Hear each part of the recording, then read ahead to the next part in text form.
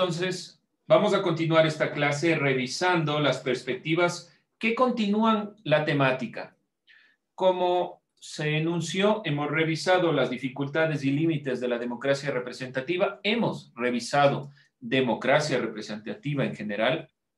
Sabemos que se diferencia de los demás tipos de democracia, sobre todo de la democracia directa, en cuanto los representantes son los que toman las decisiones.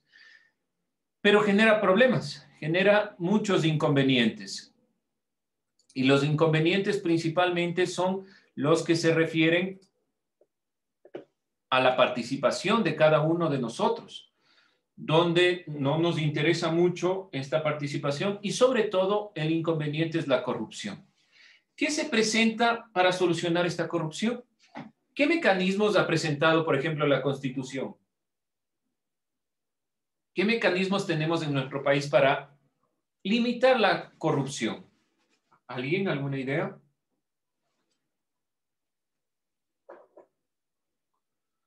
¿No? El número de asambleístas.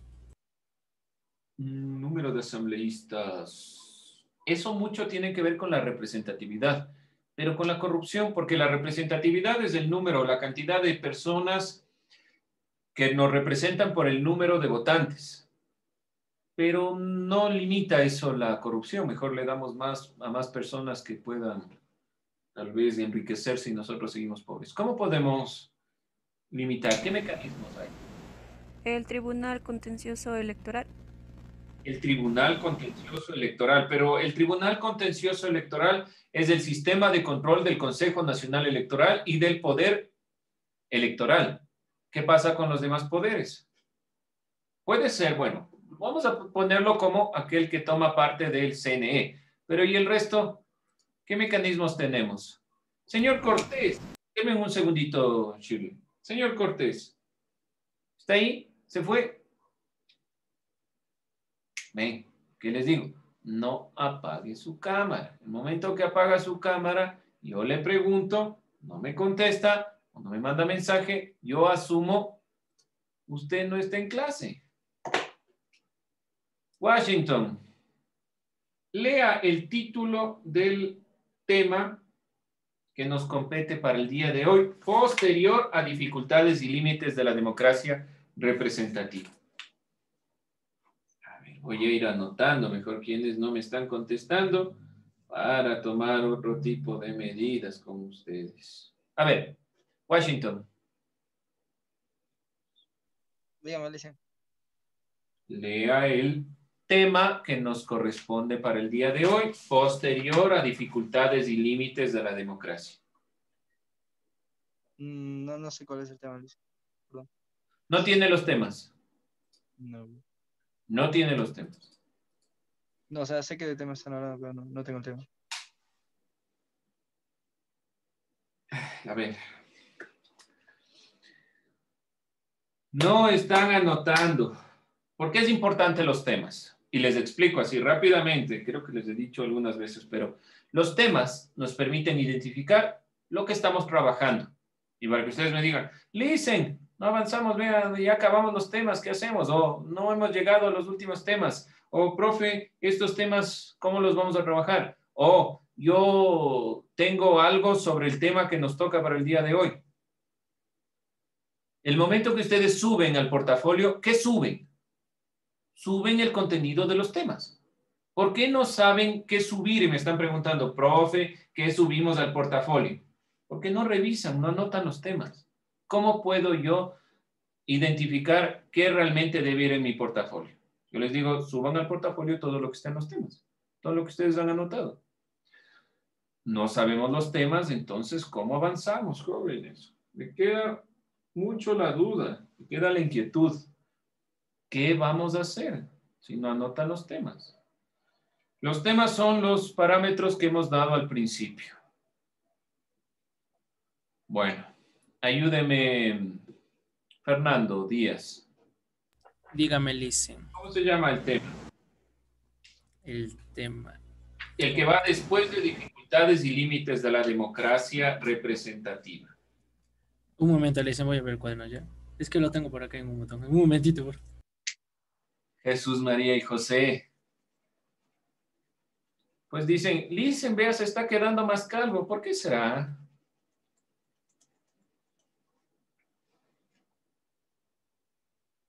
Llegó Fernando, el cuaderno. Un momentito, dicen es que aquí tengo hecho una bola porque estuve haciendo unas cosas ayer. Disculpe. Ok. Bueno, a ver, Cecilia, ayúdeme, por favor. Anotarán. Si no tienen, anotarán. Rendición de cuentas, sistemas de control y revocatoria del mandato. Gracias, Cecilia. Es el tema que vamos a revisar hoy. Es verdad, si ustedes revisan sus temas, mejor dicho, dentro de los temas que les di y los que han copiado, si lo revisan, estamos un poco atrasados dentro de la temática. Hemos ido nosotros pausando bastante, sobre todo hemos ido tomando parte por parte. No he querido avanzar yo muy rápido porque sobre todo en ciudadanía, que he querido darle el énfasis al proceso que tenemos en febrero. Recuerden que vamos a elecciones y es muy importante que ustedes sean conscientes de eso. De ahí vamos a ir un poco más, avanzando un poco más rápido, pero con todo. Lo que preguntaba al principio, ¿cuál es uno de los mecanismos para que no se dé la corrupción? El título del tema nos dice, rendición de cuentas y sistemas de control. Por lo tanto, rendición de cuentas. Yo les doy los temas por otra razón también. Yo no copio todo el tema a veces, porque parto de algún concepto. Porque yo ya les di el tema, entonces yo me refiero y le repito varias veces al tema que me estoy refiriendo, pero con todo. Bueno, rendición de cuentas. Esta es una forma para que la corrupción no se dé. Ahora mi pregunta va, ¿qué es rendición de cuentas? ¿Qué es rendir cuentas? Dar a saber lo que pasó. Dar a saber lo que pasó. Muy bien. Dar a conocer lo que pasó. Yo les pregunto, ¿por qué no tiene los temas? Es una rendición de cuentas. Está rindiendo cuentas de lo que yo le estoy preguntando. ¿Sí? Usted dicen, es que no sé. Bueno, da sus justificaciones. Todos los sistemas, todos los gobiernos deberían tener una rendición de cuentas. ¿Por qué razón? Porque el momento que no hay rendición de cuentas, los gobernantes cogen el dinero y se van en avión.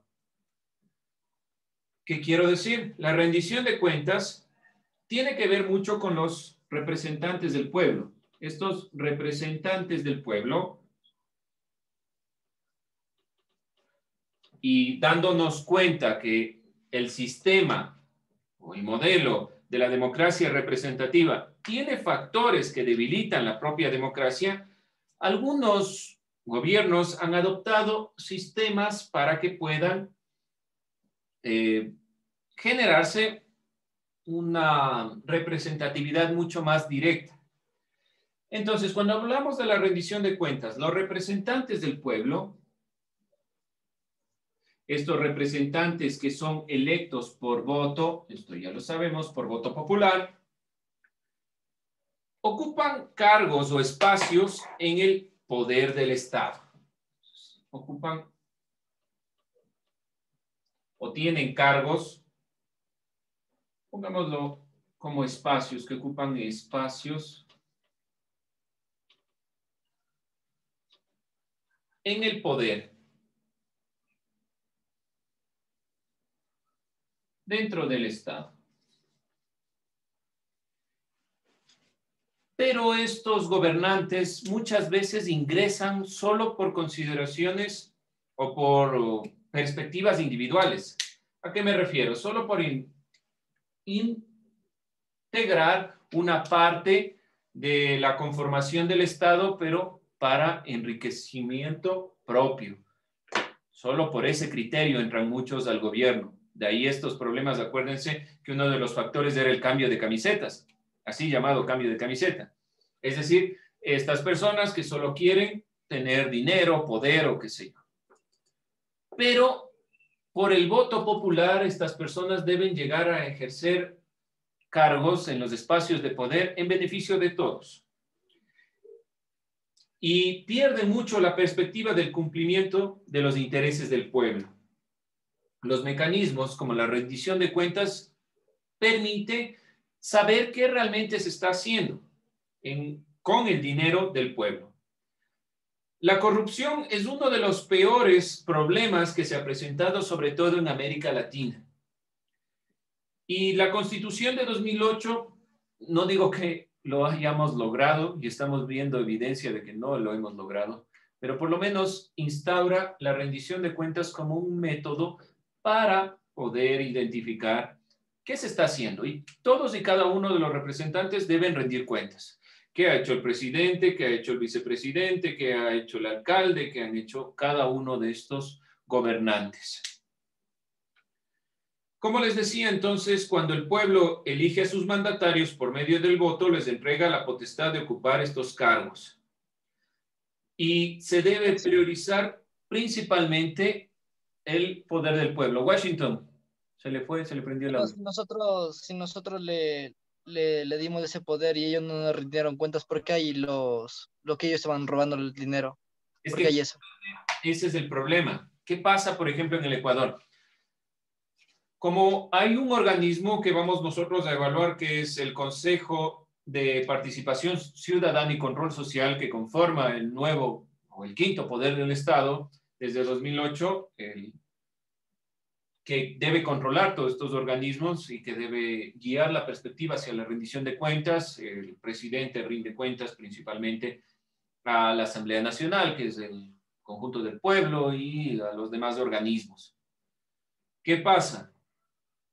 El gobernante X toma el poder y la mayoría de los que están a su cargo son de su mismo partido político, de su misma perspectiva. Entonces están dentro del poder y no hay quien le juzgue. Rinde cuentas, pero la rendición de cuentas es muy aparente. Sale del poder y tampoco hacemos nada. Los ciudadanos no hacemos nada por protestar. Esperamos que se vaya a cualquier otro país y ahí le exigimos. Decimos, a ver, señor expresidente, tenga la buena voluntad de venir a nuestro país para que rinda cuentas. Absurdo, totalmente absurdo, porque la Constitución de 2008 dice que quien es el gobernante no es el presidente, es el pueblo. El soberano es el pueblo. Y la perspectiva de la rendición de cuentas es evidenciar que el soberano es el pueblo. Los mecanismos no están siendo cumplidos y no están siendo eficientes. Y después regresan de otros países y son candidatos nuevamente. Completamente absurdo. Sean conscientes, chicos, de eso. Cecilia. Disculpe, ¿y si existen cifras maquilladas? ¿Cómo podemos saber eso? Justamente, vamos a esta consideración de este tema. A ver, muchos de los planteamientos presentados en diferentes épocas de diferentes presidentes han sido elementos que respondían a la necesidad de ese presidente, lo que les decía anteriormente. Como usted dice, por decirlo de alguna forma, maquillados. Ahora, ¿dónde se evidencia directamente los trabajos que ha hecho el gobierno? ¿Dónde podemos nosotros palpar lo que hacen con el dinero? En sus obras como hospitales, escuelas y eso. En sus obras. ¿Qué hicieron muchos gobiernos? Escuela del Milenio X, Hospital del Milenio X, qué sé yo del Milenio X. ¿Qué pasó realmente con esos trabajos? No se concluyeron. ¿Qué están presentando como perspectivas de algunos candidatos? Relíjanme para concluir lo que no acabamos. ¿Dónde está realmente el problema? No en las cifras maquilladas, es verdad, hay muchas cosas que en las noticias no salen. Ustedes tienen que ser conscientes de eso. Por ejemplo, cuando se dio el problema previo al último paro nacional, ya había inconvenientes y quejas en el centro. Y había quejas que las mismas noticias no pasaban y no evidenciaban. Ahora, si esa gente se está quejando, si está luchando, ¿qué estamos esperando nosotros? A que nos manden las cifras por medio de qué sé yo, cuando se siente alguno de los presentadores que van ahí mucho tiempo y nos digan, esta es la opinión del pueblo, o realmente estamos haciendo algo por cambiar. La rendición de cuentas puede tener ese inconveniente, pero ¿dónde se da el inconveniente? ¿Se da en la rendición de cuentas o aquí, cuando nosotros elegimos, por ejemplo, al partido Patitos Unidos, y todos los del partido político son los mismos que están en la asamblea? ¿Ustedes creen que va a haber rendición de cuentas? Difícilmente, si pertenecen al mismo partido político. Ese es el problema real. Eso es lo que está sucediendo en nuestros países. A modo de comentario, dentro de la misma perspectiva de la rendición de cuentas. La rendición de cuentas es una forma por la cual podemos nosotros identificar algunos problemas. Muchos de esos no los vamos a conocer. Entonces, ¿qué hizo el gobierno, por lo menos en la Constitución de 2008, de una forma acertada, a mi parecer, pero que no tiene una aplicación correcta? Desde la Constitución de 2008, para evitar la situación a nivel nacional del problema, sobre todo de la corrupción, en 2008, en esta Constitución, se dispone que las garantías del Estado, o que el Estado reconoce la soberanía del pueblo. Y tiene que instituir un nuevo mecanismo para que esta soberanía del pueblo se dé como tal. Soberanía del pueblo. ¿Qué le dice Danae López? Soberanía del pueblo. ¿Qué querrá decir esta palabra? Voy hasta que me contesten anotando otras consideraciones.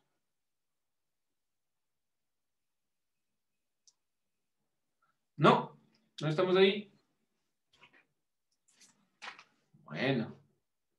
Dice, ¿me puede repetir? Ok, listo. Le repito, ¿qué es soberanía del pueblo?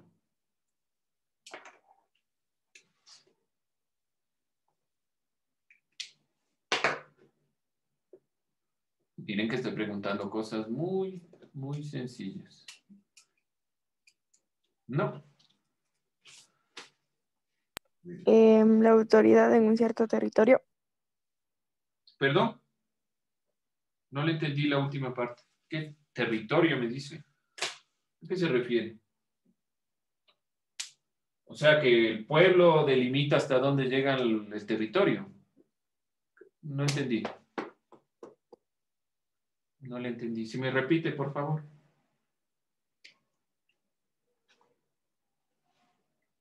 No sé, Lisa. Ya, por favor, estén atentos. Estén pendientes, por favor. No se desconecten. No se desconecten de la clase. ¿Qué es la soberanía del pueblo? ¿Alguien así rápidamente?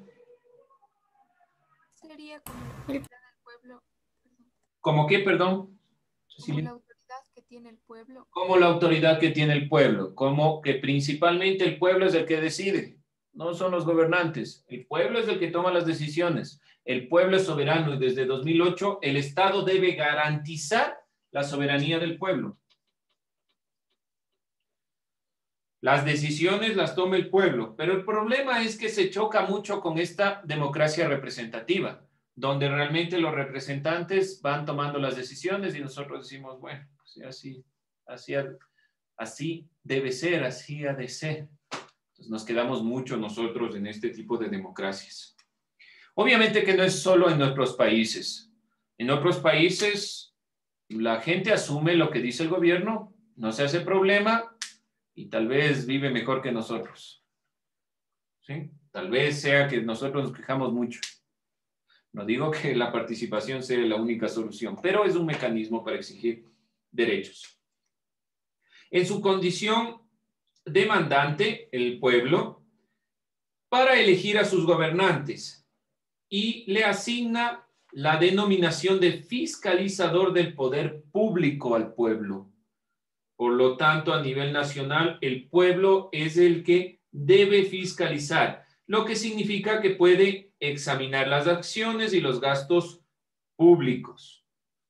Eso nuevamente en teoría, porque hasta ahora, por lo menos personas que medianamente les interesa la política, no creo que podamos acceder a todo. Y es porque hay mucha delimitación. La representatividad ha generado estos problemas. Bajo el criterio de la soberanía del pueblo, se ha constituido nuevamente en esta Constitución del 2008, poner así para que se pueda leer, Constitución. Se ha generado un organismo, un nuevo poder del Estado, que se llama el Consejo de Participación Ciudadana y Control Social. Consejo de Participación Ciudadana y Control Social. ¿Sí? Este Consejo de Participación Ciudadana y Control Social, entre las funciones más importantes es promover e impulsar el control de las entidades del sector público y privado, fomentar la participación ciudadana, proteger y promover el ejercicio de derechos y prevenir sobre todo la corrupción. Ahora yo les pregunto, ¿quiénes están dentro del Consejo de Participación Ciudadana y Control Social? ¿Qué personas? ¿Quiénes son estos individuos que pertenecen a este grupo? ¿Quiénes serán? Porque si yo les digo, ¿quiénes están en la asamblea? ¿Qué personas acceden a la asamblea? Políticos. Políticos, ahí le dan un término, políticos. ¿Serán políticos los que están en el Consejo de Participación Ciudadana y Control Social? ¿Podría ser los organizadores de cada barrio? No. La gente que está aquí tiene que ser gente necesariamente que ha tenido un cierto grado de títulos académicos. Pero a diferencia de la Asamblea, los representantes del Consejo de Participación Ciudadana y Control Social son cualquier persona. No necesita tener un partido político. No son políticos. ¿Y por qué se crea desde 2008 este Consejo de Participación Ciudadana y Control Social? Por lo que les decía y por lo que ustedes también identificaron. ¿Qué pasó? Si está una persona en el gobierno, esa persona en el gobierno se va a apoyar en la asamblea porque la asamblea seguramente es mayoría de su mismo partido. Entonces no le van a juzgar. Ahora, Constitución de 2008, presidente que planteó esta Constitución y gobierno que planteó esta Constitución, no la aplicó de la mejor manera, porque seguían trabajando con mayoría y pensaban que la mayoría era la que le iba a guiar, cuando en realidad la oposición es lo que mejora la democracia. La oposición, de forma razonable, es la que permite generar diferentes criterios. Obviamente que muchas obras no se hubieran podido dar sin el criterio de una mayoría, pero también la corrupción se permitió por esa misma mayoría. Y el Consejo de Participación Ciudadana y Control Social era muy aparente. Había simplemente las mismas personas a cargo del gobierno las que estaban en el Consejo. Cuando este Consejo cambia, ¿qué ha pasado? Muchos de los procesos judiciales, muchos de los procesos en contra de representantes han partido desde aquí, porque es el pueblo como tal el que participa en el Consejo de Participación Ciudadana y Control Social. Identifiquen quiénes son, pongan en internet, Consejo de Participación Ciudadana y Control Social, abran la primera página y vean quiénes son los que pertenecen a este consejo. Búsquenlo. Por lo menos deben el nombre de la representante o del representante que encuentran ahí en la primera página. Si ustedes buscan en internet, Dice, ¿Perdón? aquí sale Presidenta Sofía Almeida Fuentes. Ya, ¿qué estudio tiene Sofía Almeida? ¿Qué es? Ingeniera, arquitecta. Hace el Consejo de la Participación Ciudadana. Ya, pero ¿qué profesión tiene? Es una ingeniería en ciencias empresariales y política ecuatoriana. Ya. Miren cómo se va desligando el criterio de los abogados. Nosotros, ¿qué entendemos por lo general en estos grupos? Siempre están abogados. Debe haber gente especializada en política, en administración, en dirección, en educación, que esté aquí, ¿Por qué razón? Porque los intereses primordiales en medicina, en salud, los intereses primordiales y donde más se ve afectado el pueblo con la corrupción es salud, educación, alimentación, administración pública. Por lo tanto, si el pueblo va realmente a ser soberano, debemos participar dentro de todos los procesos posibles, factibles. Bien, jóvenes, con eso vamos a terminar. Mañana continuamos.